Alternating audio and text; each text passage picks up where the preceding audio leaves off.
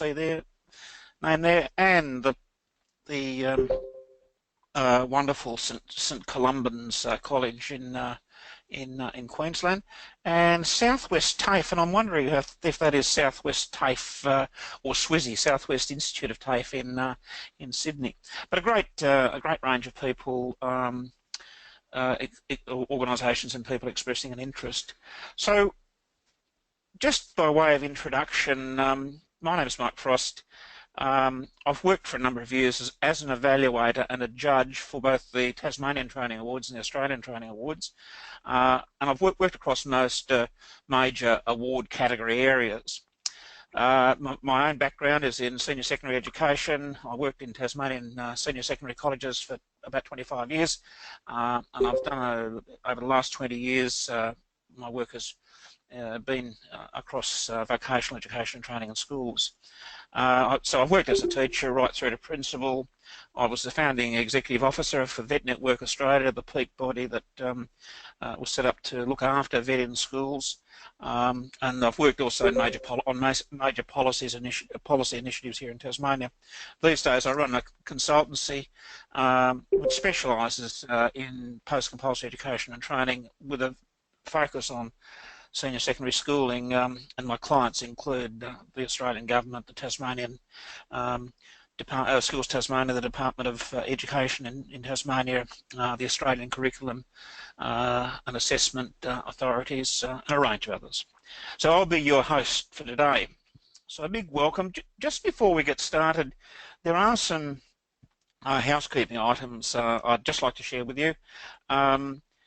During the session, you'll actually be kept on mute. The reason for that is if we allow everyone to have an open mic, it in fact drags, it slows down, or has the effect of slowing down the whole process, and we start getting interference with the conversation. So, so this one it'll be run on a mute basis. Also, we've found that unless you're careful, background noise can be amplified quite significantly, and that can be a distraction.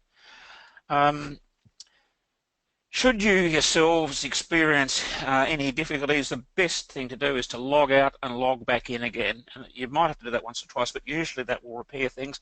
But rest assured, if you do lose us, the whole webinar is being recorded, and in fact it'll be made available to you as a matter of course at the end of the webinar, so you won't miss out on anything. You can, if you would like to ask questions, there is a chat box down at the bottom, and I'll just open it up here, that you can actually type your message in. So if you want to ask any questions, ask a question. I'll keep an eye on that throughout, and I'll do my best to respond if there are any questions. Okay,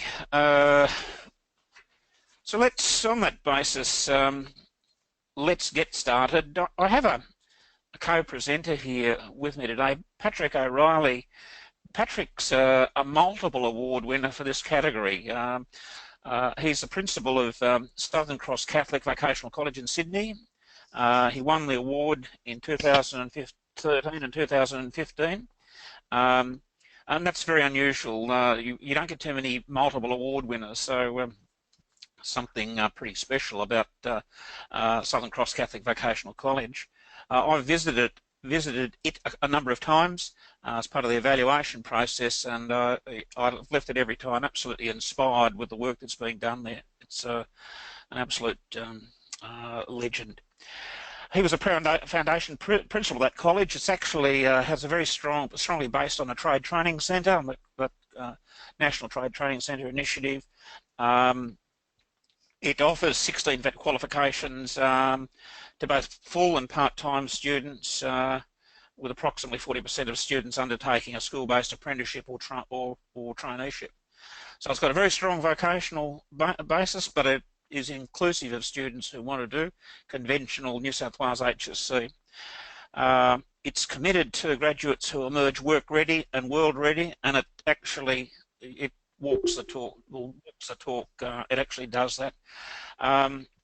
It's engaged in and committed to the creation of relevant, personalised, meaningful and collaborative learning experience for students and colleagues, both on and off campus, and it has a very strong future focus. It is an you won't be disappointed. I'll give you an overview of the session today when I can get my slides changing. So we've actually noted that you can ask questions along the way.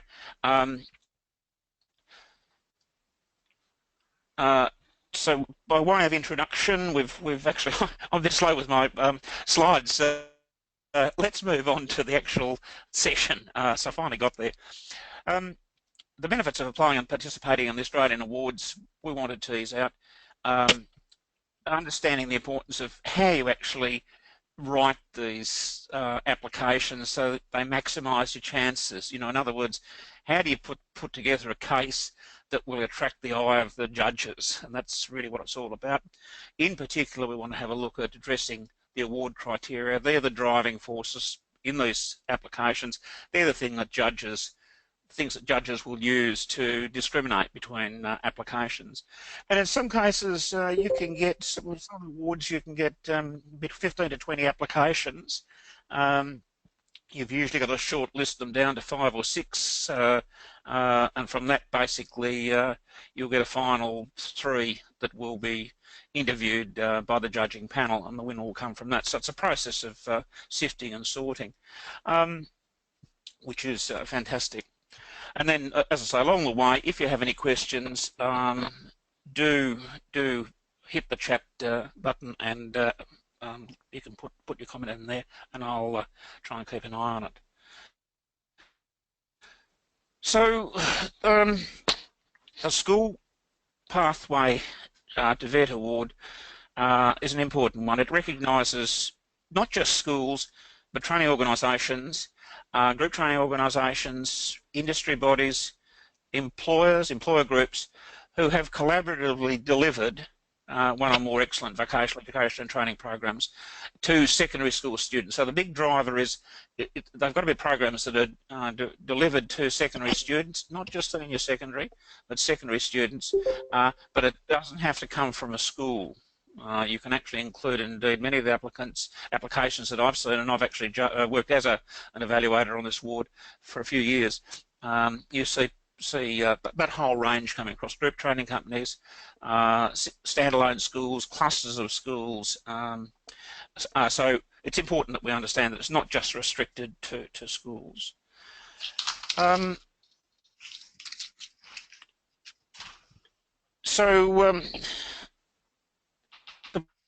Going on to, sorry, I'm jumping around a bit here. Let's go through to, sorry, I want to go back to that.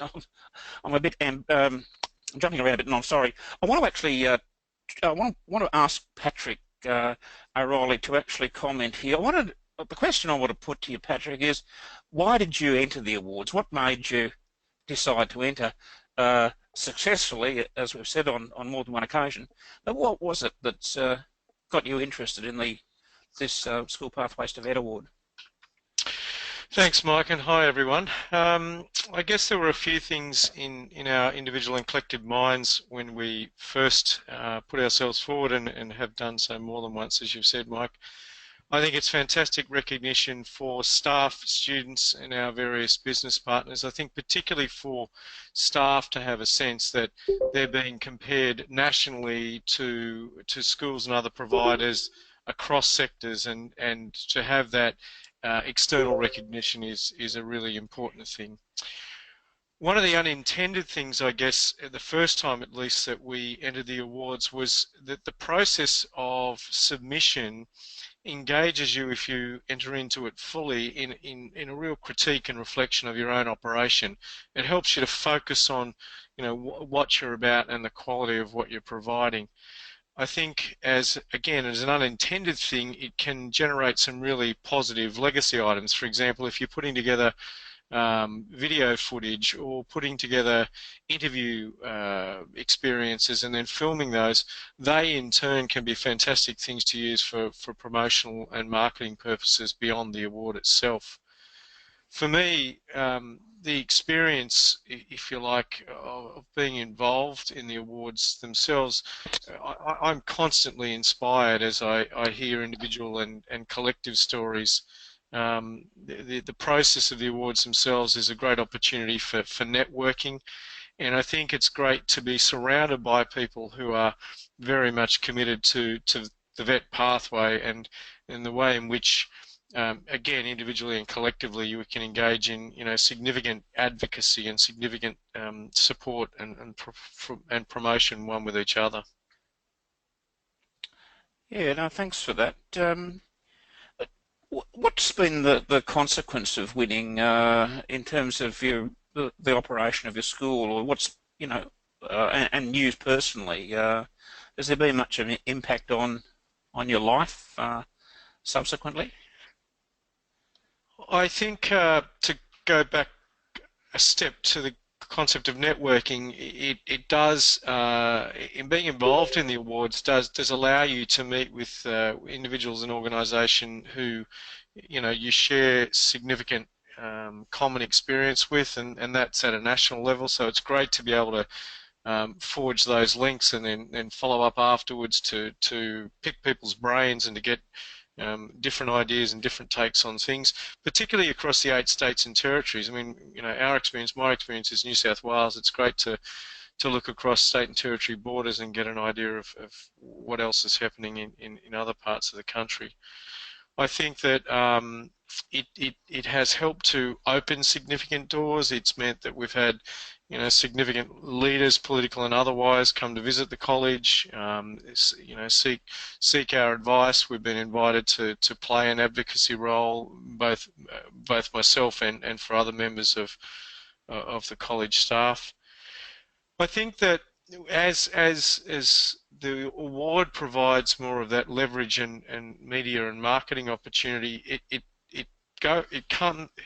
one of the things that comes with it is an ability to challenge people's assumptions and challenge models which might be out there in relation to VET, and particularly vocational learning and VET in schools. And for me, to have been involved in the awards and to have a voice to really, if you like, focus on just the value and the validity of VET as a pathway, both in school and post school, is a really critical thing which I and we have grown more into over time. Yeah, no, thanks very much for that. And certainly from my perspective, I was originally at Rosny College here in Hobart, and Rosny won an award, I think it was about 2001. But whenever you mention, across Australia, whenever you mention of previous winners like Rosny, there's some recognition. So it really does put up your organisation or your school or whatever in lights, if you like. They are seen as places worthy of note, and of course it'll often encourage people to come and visit. So thank you, Patrick. That's for sharing that with us. Okay, let's look at the next slide, eligibility. So we're going to have a look at the more technical aspects of writing an application, and hopefully along the way this will give you some clues and some tips about how you might do it and how you might enhance your chances of putting in a winning bid. But to be eligible, you've got to meet the conditions of entry, and I won't go through those in detail. They are on the website. I think in this PowerPoint there's actually a link to it, and of course you're going to get a copy of this PowerPoint yourselves. You need to have delivered a VET program to secondary school students over the past 2 years. So you've got to have some immediate, some currency, if you like. It's important that the VET programs you're delivering are actually a part of the national training scheme, so they come out of national training packages, and that they are accredited, and that they lead to qualifications that are recognised under the Australian Qualifications Framework. So there was been a bit of some significant policy shifts in policy, national policy, on the recognition of school-based vocational learning. There's a desire to move away from vet in schools, that idea of vet in schools, that the vet you do in schools is somehow different to the mainstream vet. The desire is that any vet delivered anywhere by any RTO is bona fide. And to do this, if you were to go ahead with an application, then it's got to be on the basis that your organisation, the organisation that you represent, actually is delivering, fully accredited national training that leads to a qualification. I'll just re-emphasise again that the award is capable of recognising collaborative ventures between schools and TAFE, between schools and RTOs, between schools and group training companies. Can be initiated by either or both, but in particular, the idea that you can actually include a number of people in a partnership or organisations in a partnership that are jointly delivering. You can put together an application on that basis. You don't have to write separate applications. If you've got a consortium that's working on a program, and there are many, many of them across Australia, if they meet the requirements for the award, the eligibility requirements, then you can put an application in. Okay. So let's have a quick look at some of the previous winners. These are fantastic operations. We've talked about Southern Cross, Moranbah State High School's out in the coalfields in central Queensland. It's only not a big school by any means. It has one of the most industry-driven vet programs that I've ever seen, driven by big industry, keen to hang on to their young people. They try to head off the fly-in, fly-out culture, and they see value in retaining their own young people, so they're prepared to invest $1.5 million to put in a trade centre by the big coal companies to run their program. Fantastic. St Columban's, one of the shining examples across Australia of a school, a Catholic school, not a terribly big one, in Caboolture in Queensland, that does brilliant. I think 90% of their students will leave with at least one vet qualification, and that includes young people who are going on to do medicine, to do to get their QCE in Queensland, but they just place such an emphasis on vet in that program, and they deliver on it. Wonderful school. And Southern Cross, of course, we've talked about. So they're the recent winners, and all very, very worthy winners. All right, so the benefits of applying. Patrick knows that there's a reasonable amount of work. You need to get, it's a reasonable amount of work involved in getting a good application up and running. Patrick, can you just tell us, how did you actually, in terms of putting together an application, did one person write it, or did you get a group working on it, or how did you do it? The first time, Mike, that we agreed to go down this path, it was a thought bubble that I'd held onto for a little while and eventually convinced a couple of colleagues that it would be a good thing to do. Each of the times that we have undertaken an application, it's a team of people that have worked on it. We've taken particular criteria and tried to bite it off in chunks in that way. We've had various people come in and out of the process, and I think one of the critical things as a new person's come to it is that they really need to believe in what you're doing and bring energy to it. It's not the sort of thing, because it does require a significant time commitment, it's not the sort of thing that you want to drag people kicking and screaming into. A couple of things that I've learnt through the process. One is it's been great in terms of getting us to look at data and interrogate data, and in some instances it's meant that where we haven't had data that we've really wanted to shine a light on, we've needed to think differently about how do we capture that and what's the best way to try and capture that. And again, in a couple of instances, that's created good legacy benchmarking beyond the application itself. I think also that regardless of where you wind up in relation to putting the application in, as I said earlier on, the very act of committing to the process means that you're going to get feedback at some point, and that's valuable in and of itself, regardless of how far into the process you go and what the nature of the feedback is. Yeah, no, absolutely. Just in reflecting on the benefits, so you've heard from Patrick what's involved. You can see there are personal benefits, there are organisational benefits that are listed there. Just note the trailblazing and exemplary case studies. The Australian government, it's a major commitment of the Australian government, the Australian Training Awards, uh, and they're engaging in this not just to recognise excellence, outstanding training, but they're also keen to unearth best practice across the nation, across the range of awards, and so they're looking at anyone who finalists or winners of an award like the School Pathways to Vet. The government will be looking for the opportunity to extend to share that program, the virtues of that program, with a view to lifting, enhancing training operations in other areas and other jurisdictions. So there's a real, there's a enormous benefit from individuals, from organisations, and for the Australian education and training community through engaging in this process. And what that means is you might not necessarily have to be a really shining perfect organisation.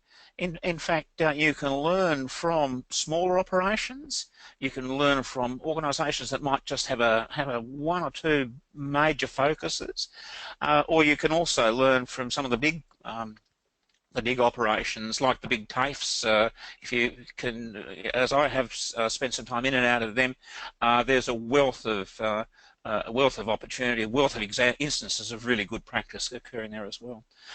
Okay. Let's continue on. So we'll talk now about the benefits now of being a winner. What happens if you actually win the award? And I mean, I won't go through these. You can read them as well as I can, but there's real, obviously uh, there's real prestige attached to winning it. As Patrick's mentioned, it's also the process actually. Being a winner means that you've very often had a close look at your processes and procedures. In a sense, it's worked as a bit of an audit for you.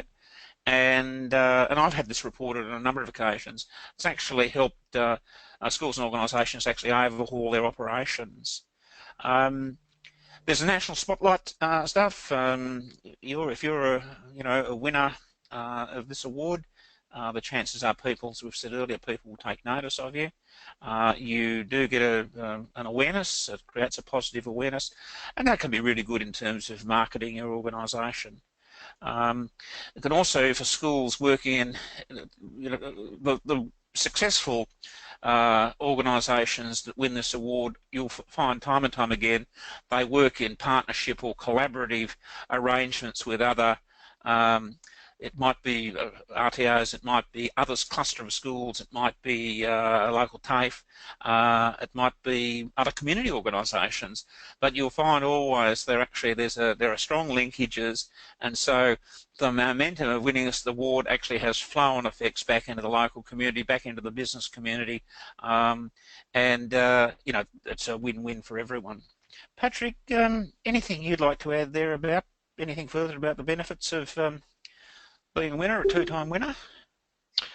Look, I think that slide, Mike, captures it pretty well. The only other thing I'd add from a school perspective is that it invites an opportunity for us to shine a light on things that are important and are of value in relation to vocational learning and vet in schools.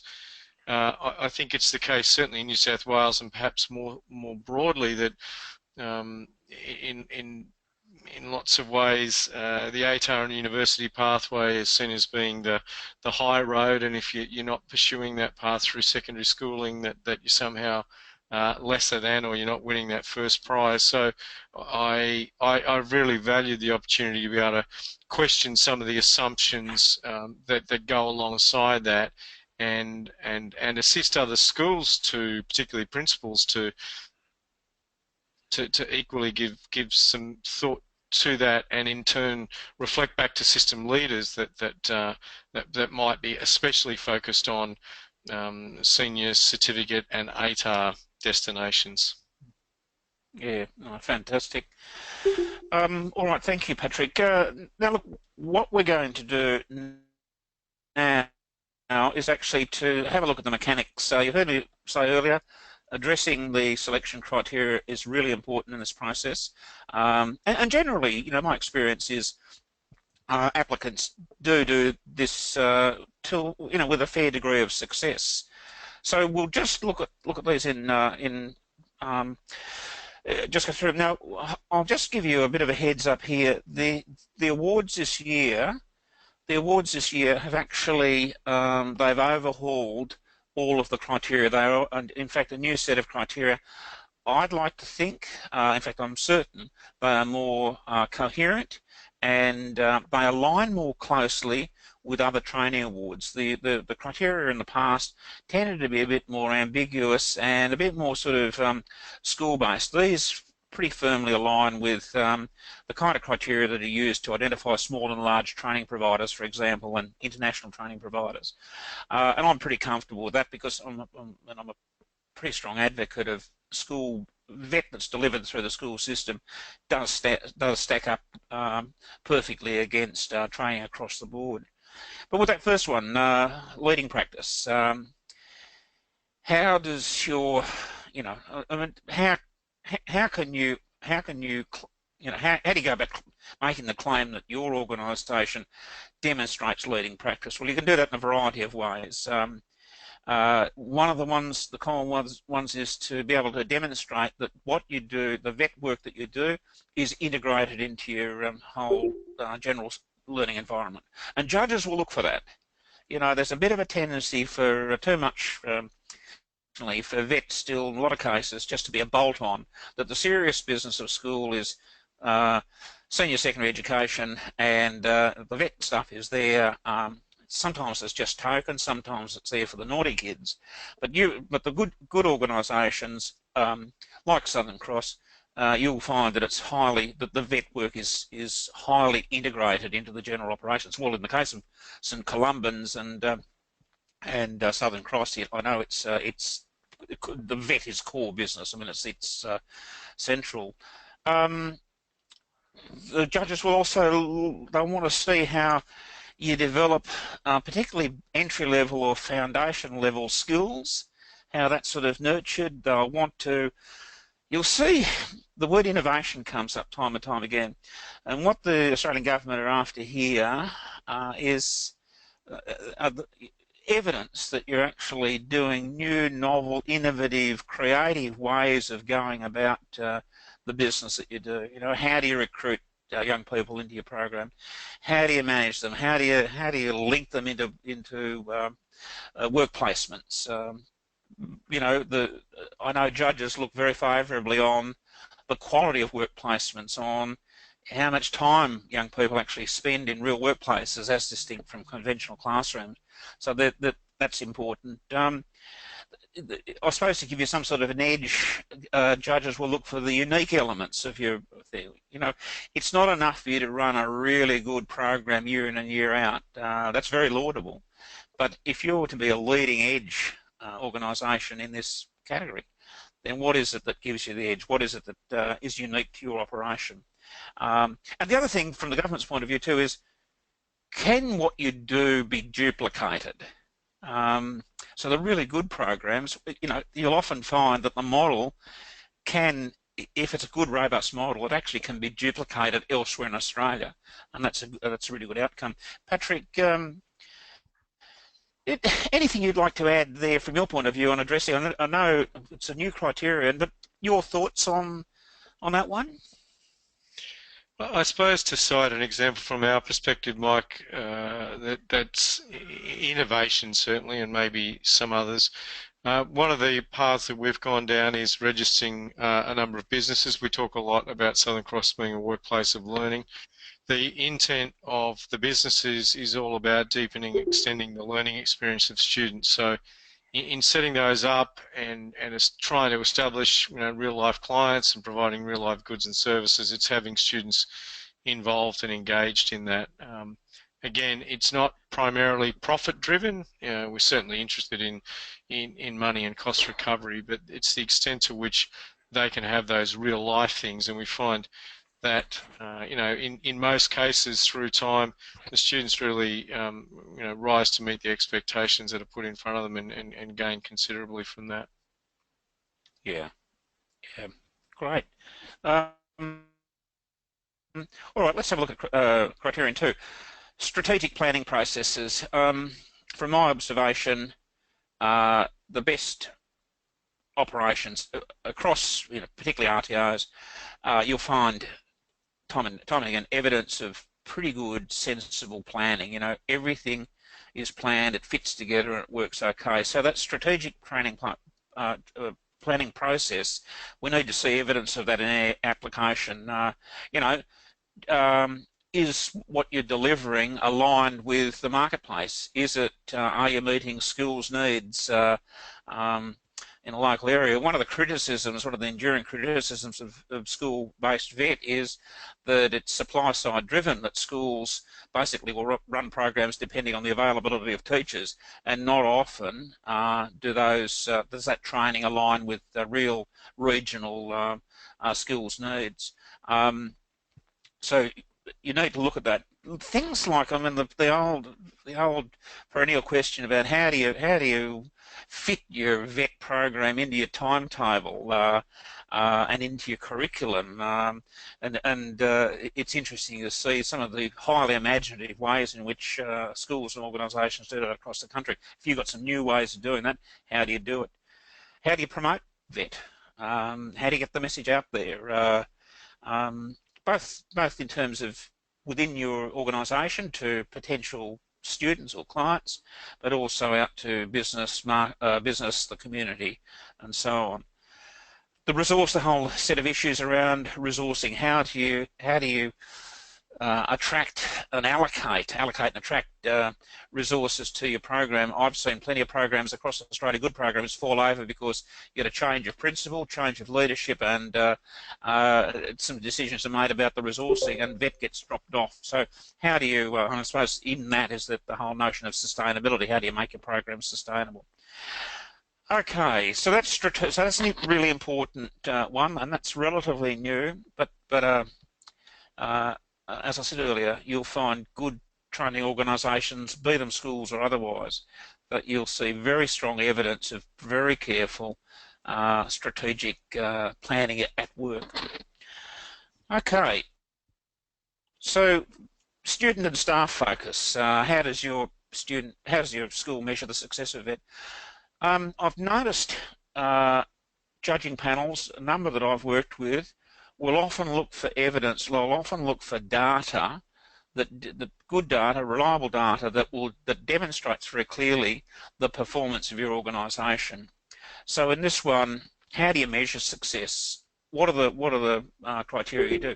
If you look at some places like St Columban's and Southern Cross Vocational College, you'll find, and you can comment on this, Patrick, you'll find they go out of their way to record student progress, performance and achievement. Do you want to say anything about that, Patrick, about how you actually record that sort of the progress?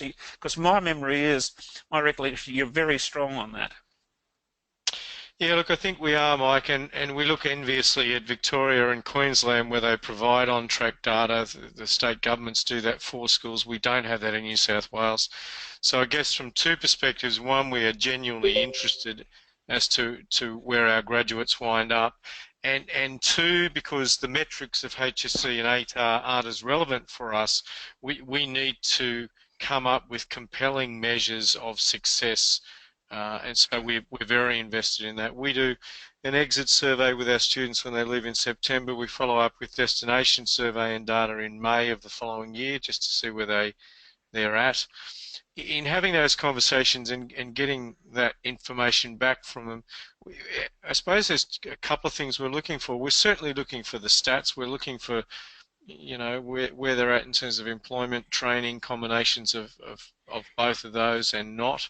We're looking at it from both a qualitative and a quantitative sense. So we're really looking for the data, as well as we're looking for the individual stories, the knowing of the young person that we meet when they join us in Year 11, and just how personally and professionally, how far they've developed, and how much they've grown through that experience.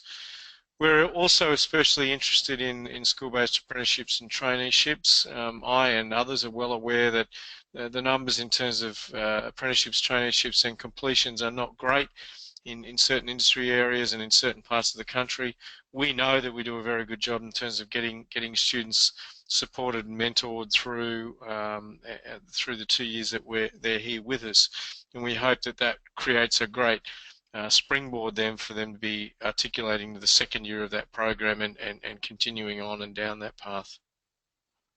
Yeah, no, thanks. So, I remember it when I visited Southern Cross. The CEO of a big Sydney private hospital was actually there. You brought her in, and she spoke. I mean, this is another way of validating what you're doing, but she spoke in absolutely glowing terms of the students that she had both coming through her hospital, but who I think were subsequently being recruited into allied health and Yes. straight health occupations out of school. But to hear a CEO talk in those terms was fantastic. I've heard the same thing from at Equip in Queensland. The CEOs of some of the big gas and the smelter companies up there talking about how they valued the being done by Equip, the vet in schools programs that were being delivered in Gladstone, and how they were quite prepared to put their shoulder to the wheel. Those sorts of endorsements carry a great deal of weight, and don't be afraid to make reference to them through your application. Okay, let's go on to have a look at the fourth and final criteria, the employer and community focus. And again here, what judges tend to look for is evidence that what you're delivering is more than a school-based thing, that it's delivered in association with real skills needs, real employment opportunities, and with the direct involvement of business and industry in that. And the good programs will demonstrate that time and time again. You'll see a very high relationship. Those three winners that we cited earlier, St Columban's, Moranbah and Southern Cross, all of those have extraordinarily strong networks and links into their business community, and it shines through their application. So that's really important. Patrick, do you want to say anything? I mean, I just thought. I mean, I remember watching your local government, the way you worked with local government in your area to you don't see that happen very much elsewhere. Recognising that there are whole career pathways in local government that remain invisible. You want to comment on that? Yeah, I suppose to some particular example, Mike, we do have a great relationship with the local council, and that that manifests itself and has got various layers to it. One, just to cite one particular example, we have over 4 years now undertaken what we call SCULP, Southern Cross undertaking local projects together, and that's had various manifestations. The first one we ran was a group of our construction students worked with men from the local men's shed and partnered with the local council who provided the materials, and we did some installation at a local council pool and in a local park. It was a fantastic project. It was a win-win in all sorts of ways. That local partnership project is now rolled out of construction into our early childhood, and having some of the little people from early childhood centres come to the college on a regular basis and engage with our early childhood students in our space in their practical time. And at a third level, we've engaged with local council. Our screen and media students have taken on some projects for local council as part of their work and their learning. The most recent one of those was some photography they've done last year and again this week for a group of older local people, and they'll feature that photography as part of Seniors Week when that's launched in the next couple of weeks. So yeah, the local council, you know, we Mike, needing to source between 12 and 1,300 work placements every year. 75% of those we need to source ourselves. We've got a full-time partnerships manager and a full-time work placement officer. We know the importance of those things. We take staffing and resourcing from other places, if you like, in order to support that. Yeah, I think that's worth emphasising. Actually, you'll find the best examples of, you know, not just winners in this award, but really, really strong models for vet in schools delivery.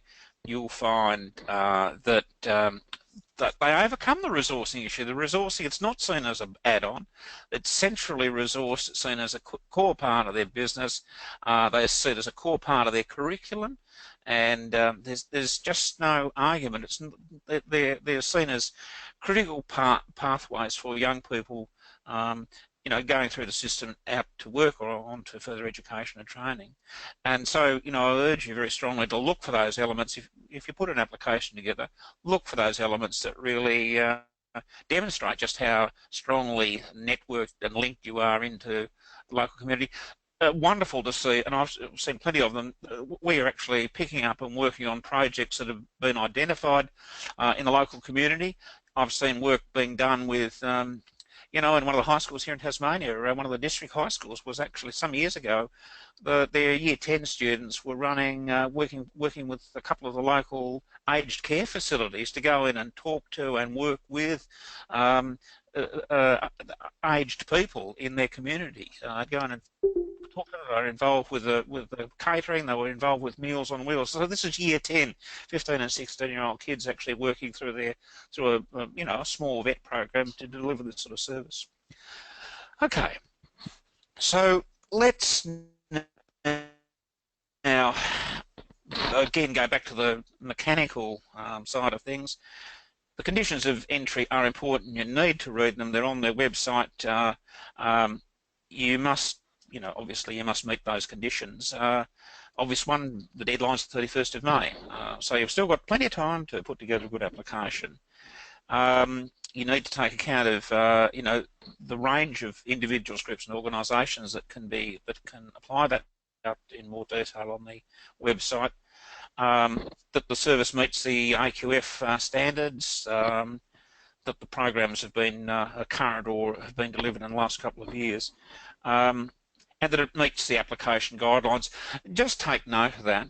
If there are restrictions on the number of words, I think it's per criterion, so it is worth your while sticking to those, and most people do. I say this because in some of the bigger award categories, like the large and small training provider, you'll get applications 20 pages long.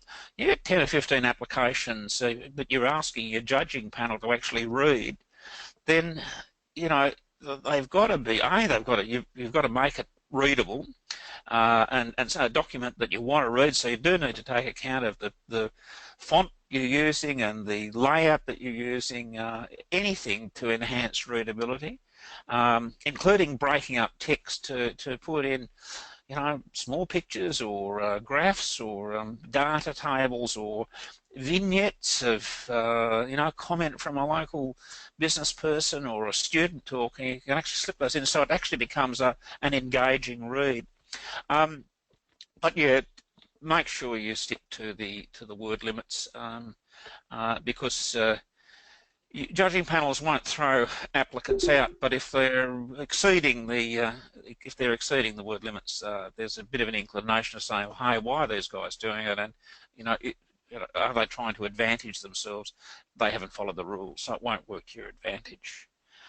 Okay, so from conditions to entry, let's turn to tips and tricks. And these are just some observations that I've picked up and others have picked up through the judging process. So by now you've probably got a picture and it's an important one. Uh, you, what is it that gives your organisation the edge? We don't want a blow-by-blow of a account of of a training organisation or a school that actually does good stuff. We want to see evidence of why you should be a winner. So you've got to address your bear that in mind always.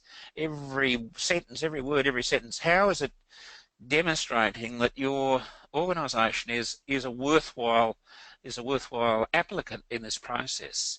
So look at the strengths, pick them out, and build on them through the criteria.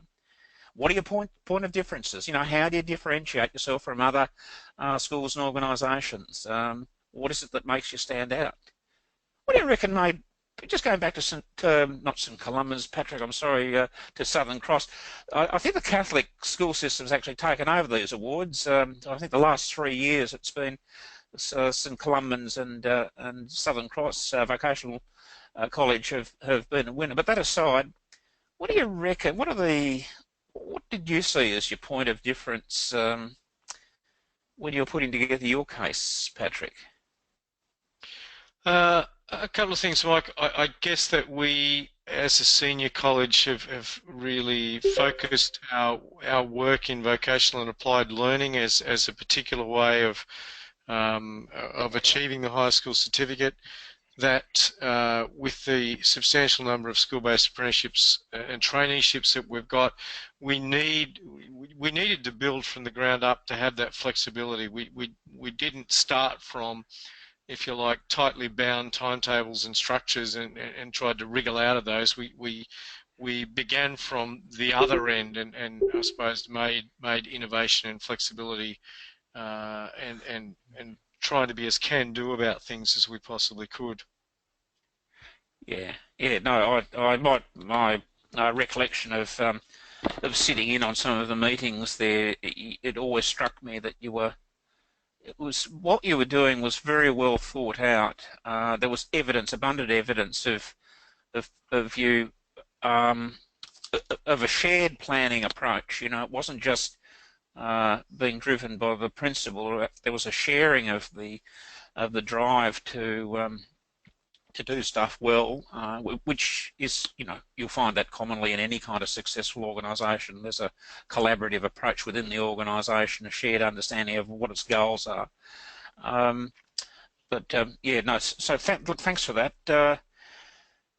Um, as mentioned earlier, systematically deal with the criteria, make sure they're clearly addressed. They are the things that the judges will look at. In my role as an evaluator, I have to write up the judging panel's deliberations. It makes my task much easier if people both in their written application and if they get shortlisted and interviewed in their interview that they very clearly address those criteria, because they're the things that we use to you know, discriminate between the finalists. So take that seriously, please. Make sure it's well written. Look, I've seen, it surprises me, I guess, but on a few occasions I've seen applications from organisations that are actually, you know, they're punching well above their weight, but their application doesn't do them justice because they put it together, they cut and pasted the application together the night before. You know what I mean? I mean, they were just, it was just messy, it didn't fit together well, but they undersold themselves because you knew behind it the chances were that they were actually a first-class operation. So give yourselves, you know, you've got to resource these applications. I know the big TAFE colleges, I mean, they put together writing teams, people who, you know, they'll take particular parts and they'll have someone overseeing it, and they'll actually, at least, you know, a couple of occasions, they'll actually talk about actually allocating an officer to supervising. But so prestigious is the, you know, for example, the Large Training Provider of the Year award, but as indeed is the School Pathways to VET award. Illustrate the examples. As I mentioned earlier, vignettes, little accounts, graphical detail, hard data, stuff that really demonstrates your claims against those particular criteria. Keep to the word limits, we mentioned that earlier, and make sure what you're talking about can be easily understood. There's a bit of a tendency at times for people to use acronyms that are relevant not just to national training but to their own states. So be careful about that, because if you don't know what the acronym means, you can't give it credit. Any other tips or tricks that you have at your fingertips, Patrick? Three simple ones, Mike, that the people involved in the process are absolutely committed to it, as I said earlier on, that in them being committed, that that clarity that you've talked about in your application, I think, is critical. That you say what you mean and mean what you say, and that people are committed to the bigger goal of engaging in the process with the hope of winning the award, getting the feedback along the way at whatever point that comes, and that if your application is a collaborative one, that people leave their egos at the door, that they bring their ideas, they all go into the melting pot, the application comes out at the other end, and everybody's had a share in it. Yeah, no, absolutely. Okay. Well, look, I think we're probably heading up to concluding here. Now, I noticed there haven't been any questions, so I'm hopeful that that means what Patrick and I have been able to share with you is of some value. You can contact us through either through VETnetwork or through the Australian Training Awards. If you do, want to ever discuss anything, we're happy to share time with you on that. We hope that the network. I mean, I'm delighted that VETnetwork Australia has got involved in this. They're very strong advocates for the Australian Training Awards. They recognise, as an organisation, they recognise at first hand the good programs across the country, and that they're worth promoting, and that they're worth sort of. I mean, their commitment is to building the place for school-based vocational education nationally, and so this is part of that strong VETnetwork Australia initiative. And a big thank you to Wendy Walker and her people from the Australian Training Awards. Look, they do a fabulous job with those awards. They're high value, they're high prestige. If you ever get a chance to go to one of the awards, the national award winner ceremonies at the end of the year, the actual Training Award ceremony, they're a great event, truly inspiring event. So a big thank you to the department for hosting this whole event. And on that cue, Patrick, any final word from you? No, I've said more than enough, Mike. Thank you. Well, thanks very much too, Patrick, for participating in this. It's been great to have someone who can provide very relevant and very immediate experience as a successful Vet in Schools winner. So thanks very much indeed, people. You will get this information sent out to you. We hope you put it to work and get those pens sharpened and some applications rolling, and the more the merrier. And the fact that we had, I think, close to 100 people expressed interest who will all get access to this, it might generate some applications along the way. So thanks very much indeed, and goodbye. Thanks, Mike.